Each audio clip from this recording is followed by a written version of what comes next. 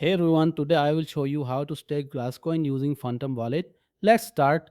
So friends, assuming you already bought Grass tokens on Phantom Wallet, maybe by swapping open the Phantom app.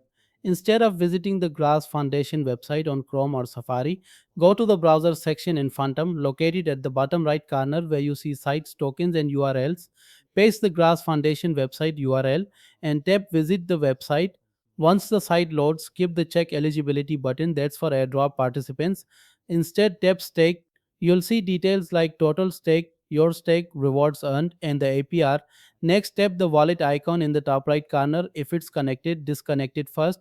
Then tap connect wallet and choose Phantom Wallet to link it. Scroll to check your wallet balance. Mine was under one grass token, for example.